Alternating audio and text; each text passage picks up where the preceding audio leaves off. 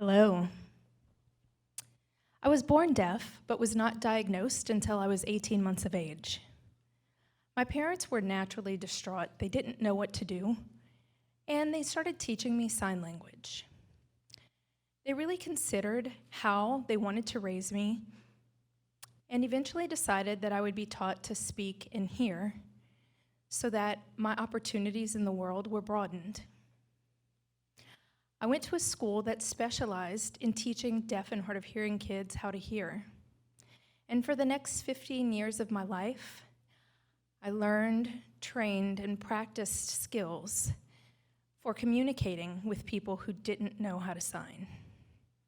I really didn't mind it until I noticed that I was working and expending so much effort to understand what other people were saying. After several hours of being around people, I was exhausted. It was very frustrating, and this was something that happened again and again and again. I went through a period of time of being very confused, very exhausted, and very overwrought, just not knowing what to do. When I was 14, I went to the Florida School for the Deaf and Blind. This was the first time that I was exposed to sign language in a purely visual environment. I was thrilled to learn how to express myself. After a few years, I became pretty fluent in sign language, but I still didn't have confidence. I went to Gallaudet University, which is the only university for deaf and hard of hearing in the entire world where sign language is used by everyone on campus. And at first, I was a little nervous. I didn't know what to expect going into that environment because I had been raised around people who spoke and heard. So I was a little fearful, but then I decided to put that fear away and go in with an open mind and an open heart. I met one student there. She and I got along so well. Communication was so easy for us. She was hearing, but her parents were deaf, so she knew how to sign. We went to the movies on a date, and when it was time for us to order our snacks, I went up and I spoke my order to the person working there, got my food, and when it was her turn, she went up, gestured for a pen and paper, and wrote her order back and forth.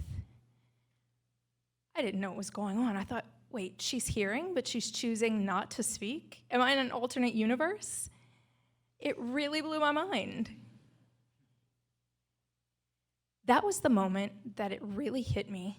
Communication is so much more organic than we realize. The goals of communication are to express ourselves and connect with each other.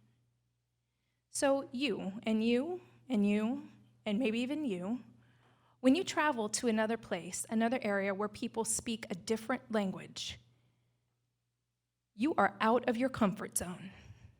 But it forces us to adapt the way that we communicate. It forces us to change the way that we express ourselves. In order to connect with other people, we have to adapt, and they have to adapt. We both have to put that effort in, and it has to be an equal effort. That's my goal every day. Every time I walk out of my front door, I'm pushed out of my comfort zone. Whether I go to work, to school, to the store, or out to eat, I'm constantly adapting the way that I communicate. Some people are really comfortable using gestures. Some people are more comfortable writing back and forth or texting back and forth. Some people try and use their signs. But what's most important is that I never resort to reading lips. Only 30% of the English language is visible on the mouth, and I'm not okay with missing out on 70% of my life.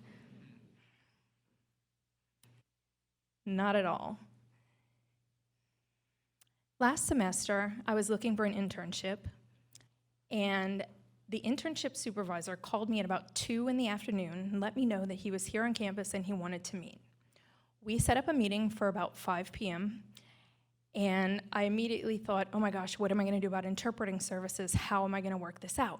Because typically, I have to request interpreters 3 or more days in advance, and I had 3 hours. This was a very unique situation. And so I thought, how am I going to adapt this? What am I going to do? I tried to think about his position, if he would be comfortable communicating with me, if he had ever met a deaf person before, what would his most comfortable communication look like? So I decided, all right, this is what I'm going to do. I got a journal and a pen, and I brought it with me to the meeting. And I wrote to him, and at first he didn't really know what was going on, but then we started writing back and forth. It was a slow process, yes, but our communication was clear. I knew what to expect out of this internship. And I'll tell you what happened. I got my internship. Yes. Since then, during the internship, we've been adapting communication. We use video interpreting services. Sometimes we text back and forth. Sometimes we'll email back and forth if we have specific information or really granular details that need to be communicated. In an increasingly globalized world, cultural exchange and adaptive communication are critical. Any company who wants to be successful, especially in their initiatives regarding diversity and inclusion, want a diverse workforce.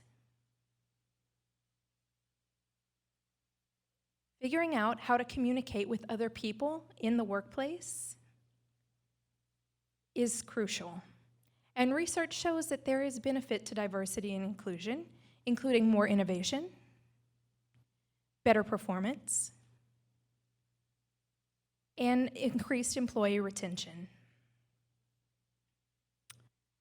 In a diverse workforce, communication becomes more critical and depends on both mutual respect and empathy for each other. Looking at that worldview, the way that our values coincide with each other during communication is important. Residents and housing education here at USF contacted me about being on their News in 90 segment with Annette Gutierrez. I told them that I would be happy to work with them, but we needed to go ahead and have interpreters present so we could communicate with each other. And they told me that the deadline was looming and there wasn't really time to work that out. And so again, I went back to those adaptive communication skills and thought, okay, you guys type a list of questions, email them to me. I'll type my responses to the questions and email them to you. And that's exactly what we did. We printed those out and brought those to a meeting, and then used our phones to text back and forth so they could give me directions about what to do. And then I signed all of my responses in one take, just to make sure that we were absolutely clear. And when it was done, they asked me to help them with the captioning in post-production. Through that process, things went really smoothly and really well because Annette and I were both flexible and patient. We were committed to clear communication so that our project would be successful. I'm going to share with you now my 3-point plan to adaptive communication. Count them with me. Number 1, recognize who you are as a human and how who you are authentically impacts the world. Know the tools that we have from society already that we've been raised with. Look at what we carry with us. In any conversation, we're looking at body language, we're looking at gesturing. Different cultures have different gestures, and they all have meanings behind them, so always be aware of that. Also realize that natural gestures have a space. Stay inside the box. If someone looks a little oddly at you during gesturing, don't worry about that. Try and get your point across. I'm going to give you an example of what I mean about staying inside the box. The interpreter is not going to voice this part. Are you ready? So your box is hairline to belly button, shoulder to shoulder. All right? Here we go.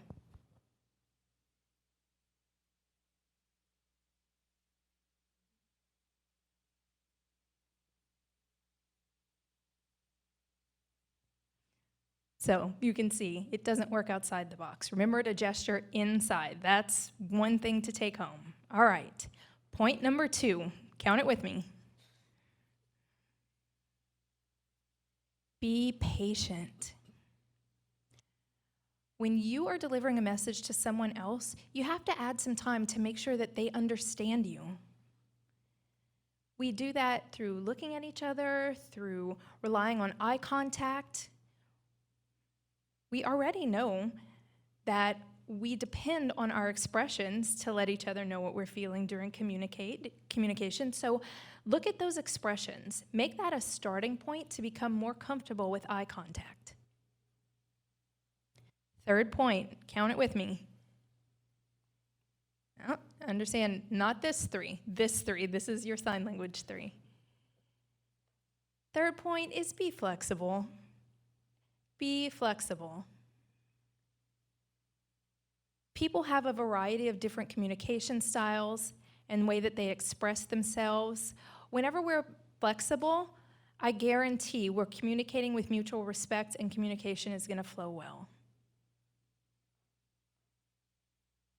When we have shared goals and we communicate our expectations and ideas clearly, anything is possible.